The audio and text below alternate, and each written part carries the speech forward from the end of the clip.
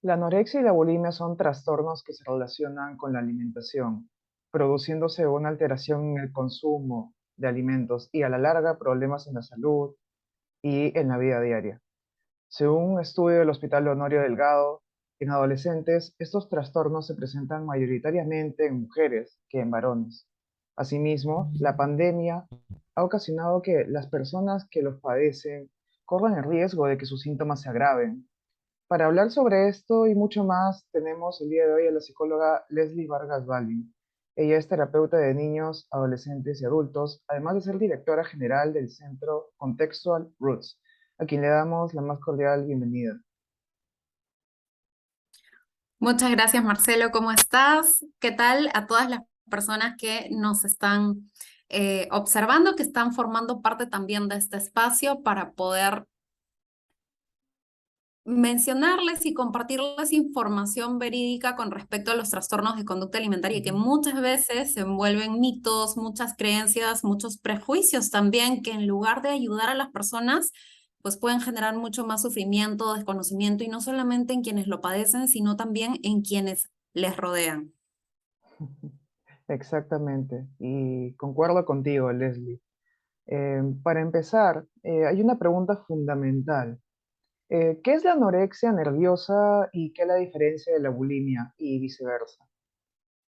Bien, pues para hablar un poco de anorexia nerviosa y bulimia nerviosa, creo que podemos partir desde lo que Ujú, mencionaste al inicio, ¿no? Que forman parte de los trastornos de conducta alimentaria. De hecho, son algunos, porque pueden haber muchos más. ujú, A la actualidad podríamos decir que son los trastornos o los problemas de conducta alimentaria más conocidos en nuestra sociedad, y que, si bien es cierto, comparten un mismo núcleo, ¿ok? ujú, O que algunos colegas, pues, compartimos la perspectiva de que tienen algunos puntos en común, como por ejemplo ese miedo, pero es un miedo o ujú, una preocupación bastante marcada por subir de peso, por ujú. verse mucho más grandes en cuanto a la figura o al peso como tal.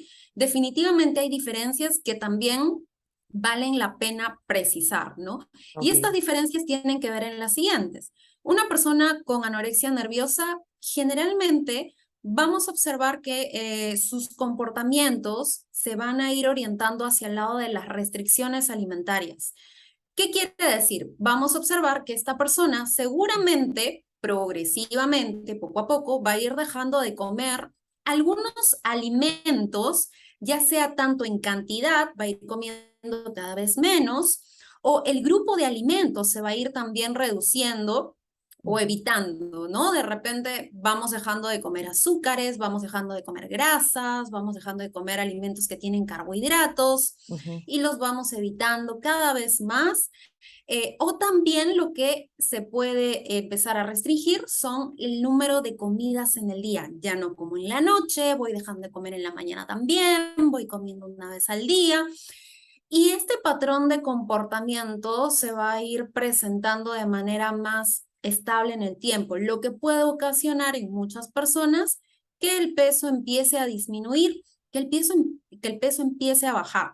Lo que Ujú, es particular aquí es que las personas con anorexia nerviosa, con esta problemática, no solamente ujú, es que dejan de comer, es que a pesar de que pueden ir perdiendo peso, y todo esto obviamente conlleva también problemas a nivel físico, ujú. viene acompañado de un persistente temor a subir de peso. Es decir, la persona puede Claro. estar con un bajo peso, puede estar con una desnutrición leve, Ujú, moderada o incluso hasta severa, y la persona puede seguir pensando realmente ujú. que podría subir de peso de forma rápida.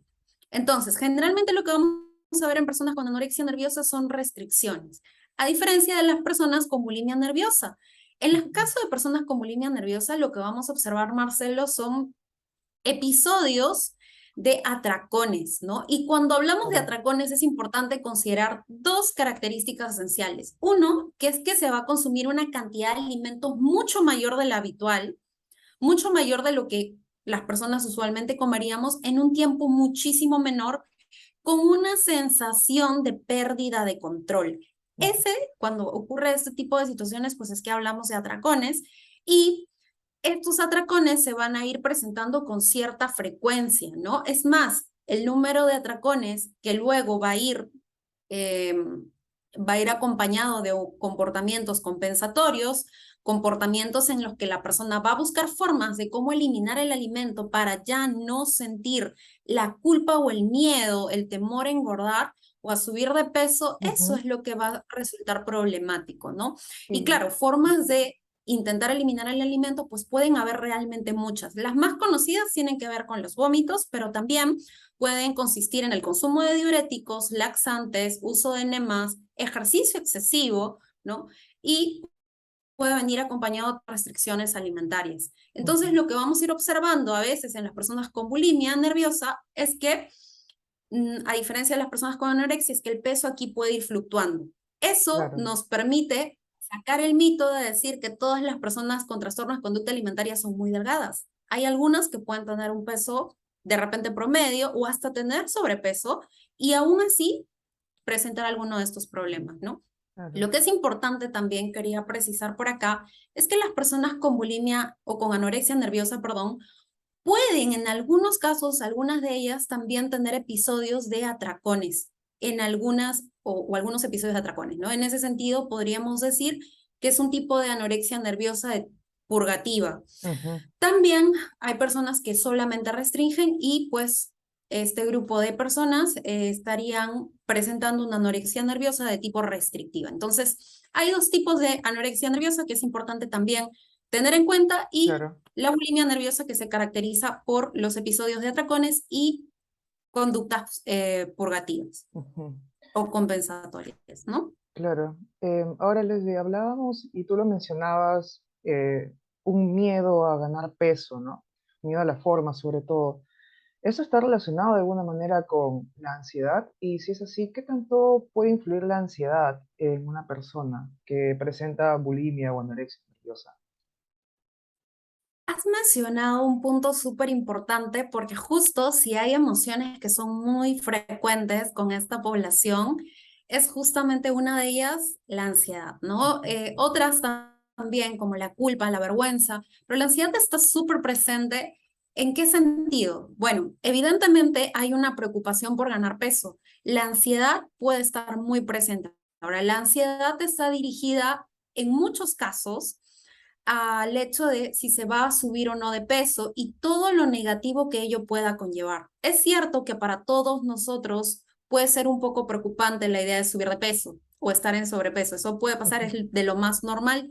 Pero en el caso de personas que tienen trastornos de conducta alimentaria, esa preocupación es sumamente marcada y tan marcada, es tan intensa, tan fuerte, que los impulsos y las ganas de actuar para calmar esa preocupación les pueden llevar a incurrir en comportamientos bastante problemáticos, ¿no? Como por ejemplo el estar contando continuamente las calorías, el estar calculando qué alimentos comer y qué alimentos no comer, o cómo planificar la comida de la semana, el estar pesándose o evitar pesarse, el estar tocándose ciertas partes del cuerpo. Entonces, la ansiedad es una, diríamos en este caso, un tipo de experiencia emocional que puede estar acompañando a las personas con problemas de alimentación en buena parte del día y, ¿por qué no? No solo precisar que del día, en la noche también. Muchas personas nos cuentan que pueden soñar con alimentos, ujú, estar haciendo cálculos también cuando se van a dormir o estar pensando en qué van a comer al día siguiente o en cómo se están viendo o de qué, cuál es la forma que tienen actualmente.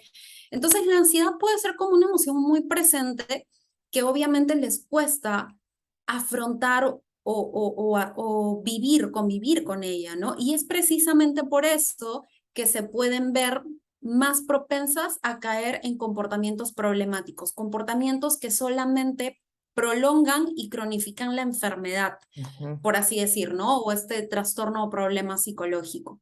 Y justo claro. ahí está también nuestra tarea. Nuestra tarea está en ayudarles a afrontar estos temores, nosotros como psicólogos, a estas preocupaciones, porque muchas veces los tratamientos pueden estar orientados a que la persona solamente recupere sus hábitos de alimentación anteriores, pero no se abordan las preocupaciones, los temores con respecto a la comida, con respecto al peso, con respecto a muchas circunstancias que también pueden formar parte de algunos problemas que presenta la persona y que son necesarios, ¿no? En ese sentido, la psicoterapia tiene muchísimo que ofrecer y ayudar a evitar que este tipo de problemas siga presente en la vida de la persona. Claro. Y ahora que hablamos acerca de esto y la ansiedad, ¿cuáles otras, mejor dicho, causas podríamos tomar como las posibles para que estos síntomas aparezcan, estos síntomas de anorexia y bulimia nerviosa? ¿Y quiénes pueden ser más propensos a padecer estos trastornos? Bueno, me encanta cómo lo planteas, ¿no? Como posibles causas, porque en efecto, en cada persona, estos factores que van a influir pueden variar, Ujú. definitivamente pueden variar. Esto nos puede llevar entonces a deducir que no todos estamos destinados a tener un problema de conducta alimentaria o un problema de alimentación, por si alguien de mi familia o alguien de mi entorno cercano tiene un problema de este tipo. Y también nos lleva a decir que nadie está absolutamente libre, sino que todos podríamos de alguna manera estar más o menos expuestos a desarrollar este tipo de problemáticas. Ahora, ¿qué factores son los que se han visto más asociados a que se presenten estos trastornos de conducta alimentaria? Bueno, tenemos algunos, como por ejemplo, antecedentes de haber padecido sobrepeso u obesidad. Son algunos factores, más que causas, yo diría que son factores que andan por Ujú. ahí relacionados. Otros factores que obviamente tienen que ver con el sobrepeso y la obesidad como antecedentes van de la mano con hábitos de alimentación. En muchas de nuestras familias y en nuestras culturas, muchas veces se aprende que el amor o las emociones se demuestran a través de la comida. Entonces, mientras Por más supuesto. contentos estamos, más comemos. Mientras más te quiero yo y quiero cuidarte como mamá, como papá, como nana, abuelitos, pues más te alimento, ¿verdad? O el desconocimiento de qué tipo de alimentos pues pueden ser mejor para ciertas etapas del desarrollo. Y entonces podemos tener familias que les sirven platos de como si les sirvieran para adultos a niños, cosa que pues no resultaría la más apropiada para la edad o la etapa de desarrollo en la que se encuentra el niño o la niña. Estos pueden ser entonces algunos factores que pueden estar asociados. Y ya decíamos también la forma en cómo podemos vincular los alimentos con las emociones, ¿no? Ya sea para calmarlas o para evocar eh, eventos pues más placenteros, experiencias más placenteras. Otro tipo de factores tienen que ver también con el historial, sí, o antecedentes familiares, ¿no? Si yo tengo de repente algún hermano o hermana que ha desarrollado un trastorno de conducta alimentaria, puede que yo esté más propensa o propenso a desarrollar uno.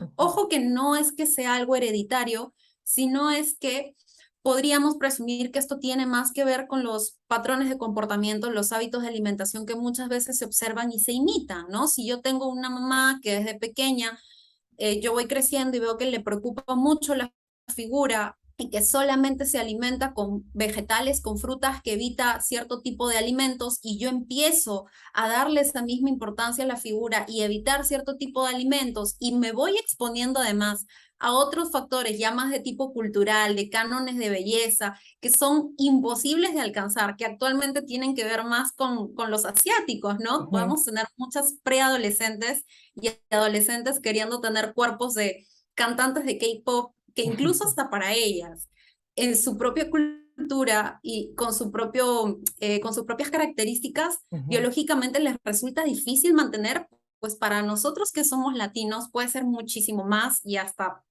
casi imposible de conseguir. Entonces, todos estos factores pueden influir de alguna manera, sumado además de los factores más personales, ¿no? Y estos factores Ujú. personales van de la mano con el grado de perfeccionismo que podemos tener las personas o rigidez. Mientras más perfeccionistas seamos, mientras más rígidos seamos, mientras menos tolerancia a la frustración tengamos, pues va a haber o puede haber una mayor propensión a caer o a poder desarrollar un trastorno de conducta alimentaria. Claro, de hecho que sí, y bueno, hablábamos acerca del impacto, ¿no? Del entorno, del círculo social, incluso has mencionado algo acerca de cómo la sociedad puede influir mucho en los jóvenes para que puedan desarrollarlo, con la forma en la cual nos presentan estos estándares, estos tipos, ¿no? De personas que los vemos como metas que muchas veces son inalcanzables. Em, y respecto a eso, nosotros siempre hemos visto, bueno, en series de televisión, en los medios, muchas cosas acerca de la anorexia y la bulimia. Incluso hemos visto, pues, casos en los cuales se relatan cómo estos pueden llevar a la muerte incluso o a la hospitalización. Y mi pregunta es, ¿esto siempre se da necesariamente o hay una forma de prevenirlos? ¿Hay una forma de evitar que se llegue hasta ese punto? Ujú. Me encanta también que pongas sobre la mesa este tópico de la hospitalización, porque en efecto muchas veces cruza por la mente no solo de quienes lo padecen, sino sobre todo de las familias o de los amigos, ¿no? Del Ujú, entorno más cercano que dice, ¿y qué tal si lo hospitalizo? ¿Será lo mejor, la mejor alternativa? Pero no, me da mucho miedo. ¿Tendrá la misma mejor en casa o será mejor en un hospital? Te comento lo siguiente, ujú, todas las intervenciones de tipo terapéuticas para personas con trastornos de conducta alimentaria están orientadas a evitar más bien que esa hospitalización suceda. O sea, podríamos considerar la hospitalización en última instancia ujú, cuando, por ejemplo, el índice de masa corporal o el peso en una persona que, por ejemplo, podría tener anorexia sea sumamente bajo, ¿no? Cuando tiene una marcada desnutrición, una desnutrición severa, y ya las funciones de tipo cognitivo, o sea, a la persona le cuesta concentrarse, le cuesta de repente prestar atención, entender una conversación, que eso puede pasar, a eso nos puede ujú, llevar también un peso bastante bajo, pues en esos casos y con una valoración médica de por medio, pues sí se podría sugerir un internamiento, porque en efecto la persona primero necesita estabilizarse, ¿no? Salir del riesgo de hasta morir para luego pues llevar otro tipo de tratamientos. Pero si ese no fuera el caso y se contara con el suficiente apoyo del entorno, pues los tratamientos de tipo ambulatorio son los mejores, ¿no? Y con tratamientos ambulatorios que nos referimos, pues que los puedan llevar en casa. Y va a ser incluso mucho mejor porque va a permitir que la persona pueda aprender a reparar la relación que tiene con sus alimentos, con su figura, con su peso en su medio natural, que es lo ideal.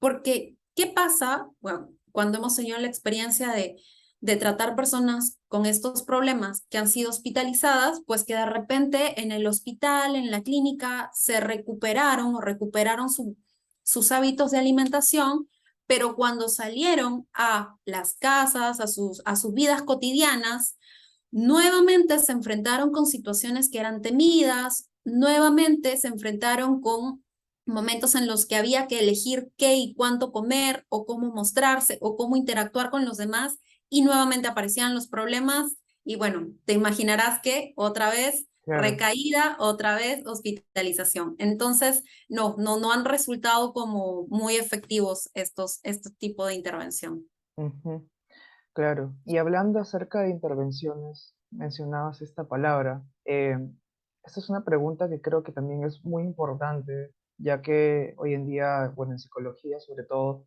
se habla sobre terapias y muchas veces se relaciona con la evidencia, que es muy importante. Em, yo te pregunto, Leslie, ¿cuál es el tratamiento a seguir en una persona con bulimia y anorexia? ¿Y cuáles son las terapias que han demostrado mayor efectividad, que tienen más evidencia de Ujú. funcionar en estos casos? Ujú. Me gusta mucho esta pregunta que haces porque en efecto en los últimos años, afortunadamente, tanto los profesionales y el público en general, todas las personas han empezado a revisar que en este mundo existen diferentes tipos de intervenciones terapéuticas. Y de todas las intervenciones terapéuticas que hay algunas que funcionan mejor para cierto tipo de problemáticas que para otras. En este caso, específicamente para los trastornos de conducta alimentaria, problemáticas que incluso son sumamente delicadas, necesitamos ser tan responsables, cuidadosos como para buscar qué intervenciones funcionan mejor, cuáles me pueden garantizar que mi familiar o que yo o que mi pareja o que mi hija se vaya a recuperar.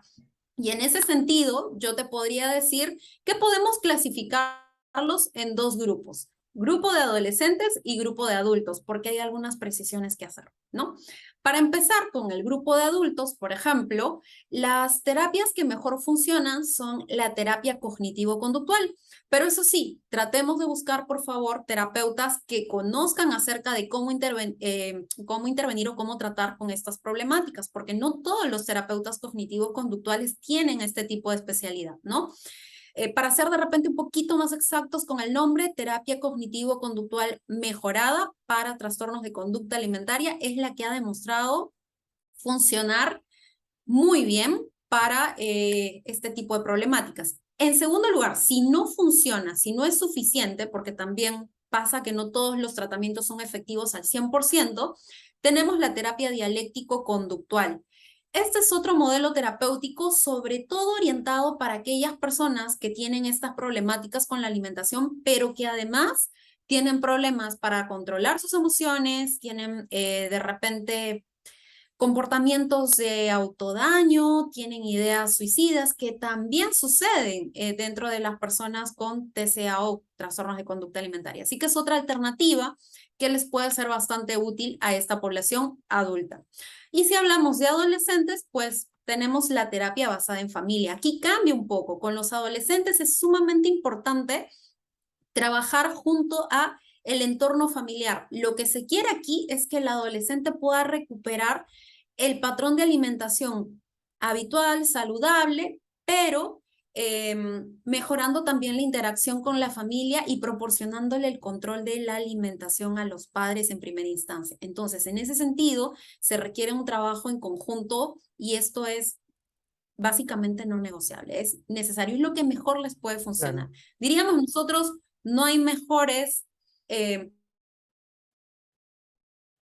por así decir, enfermeros que los padres ujú, en casa. La verdad, nadie los va a tratar en ningún hospital como ellos podrían hacerlo en casa. Así que sí, la intervención de ellos va a ser esencial y si es que ello no es posible, si no es posible encontrar un terapeuta que trabaje con la familia, especializado en TCA, lo que también se puede hacer es el trabajo desde la terapia cognitivo-conductual y algunas intervenciones también desde la terapia dialéctico-conductual han demostrado que pueden potenciar incluso los resultados con esta población. Lo importante aquí, Marcelo, es considerar también intervenir lo más rápido posible. ujú, Que apenas nos demos cuenta o sospechemos que este problema se está presentando, busquemos ayuda, no dejemos pasar más tiempo. En muchos casos, el entorno es el último que se entera. A veces los padres son los últimos que se enteran lamentablemente de este tipo de problemática en adolescentes y llegan a consulta cuando ya han pasado meses, a veces hasta años. Mientras más se cronifica el problema, es mucho más difícil salir de él, recuperarse, el tiempo de tratamiento puede ser mucho mayor y el pronóstico no siempre resulta siendo tan alentador como cuando se busca ayuda inmediatamente. sí. De hecho que sí, y concuerdo mucho contigo, Leslie. Es muy importante, sobre todo, estar siempre bastante atentos, ¿no? Y a intervenir, sobre todo, y dar apoyo. Y por eso, para finalizar esta entrevista, que ha sido muy buena, te agradezco, eh, tengo esta última pregunta, que muchos la tienen y creo que necesita ser respondida. Desde nuestra postura como amigos, como familiares, quizás como abuelos, como padres, hermanos, ¿cómo podemos ayudar a un amigo, una amiga en su proceso de recuperación? Más específicamente, quizás la pregunta debería ser, ¿cómo podemos nosotros hacer para que, digamos, el proceso de recuperación de la persona que está en tratamiento sea mucho mejor? Bien, bueno, pues ya habiendo la persona recibido o estando en proceso de recibir un tratamiento o los tratamientos que sean necesarios, nosotros como amigos, como familia, como el entorno cercano, podemos seguir alguna de estas pautas, que sí, igual les sugiero que se tomen con cuidado porque igual va a variar de persona a persona, pero aún así considero que podría aplicar al menos para la mayoría de casos, desde mi perspectiva. Ujú, Primero, evitar comentarios con respecto al peso, con respecto a la figura del peso. Muchas veces sin querer les podemos decir, estás muy delgada o estás subiendo de peso, y esa frase, estás subiendo de peso, aunque le pongamos algo positivo, qué bueno que estás subiendo de peso, tengamos mucho cuidado, porque en realidad puede activar de nuevo esa ujú, ansiedad o esa preocupación desmedida y no sabemos cómo lo va a tomar la otra persona. Así que evitemos hacer comentarios acerca de ello.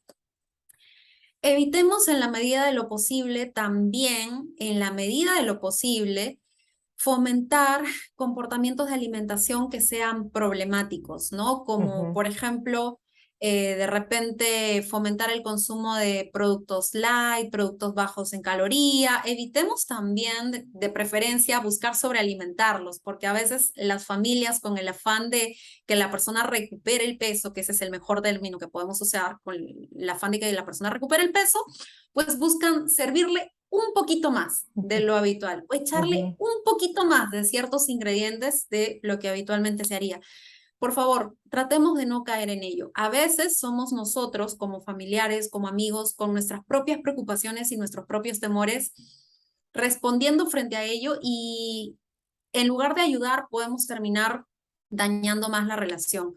Las personas con trastornos de conducta alimentaria y con cualquier problema psicológico necesitan mucha ayuda, mucha comprensión, mucha paciencia. A veces para nosotros puede ser muy difícil entender cómo para ellos puede ser el mundo terminar un plato o estar frente a un alimento. Busquemos no presionar y busquemos también evitar fomentar comportamientos que sabemos que pueden traer problemas. Tratemos de llegar a puntos medios, tratemos de acordar, de negociar qué es lo que mejor podría venir en este sentido. Y si todo lo que les menciono no funciona, por favor recuerden que también es totalmente válido que pidan apoyo a, a los profesionales, ¿no? A quienes trabajan con sus familiares, sus amigos, su pareja, porque nadie mejor que ellos para poder proporcionarles las recomendaciones más pertinentes.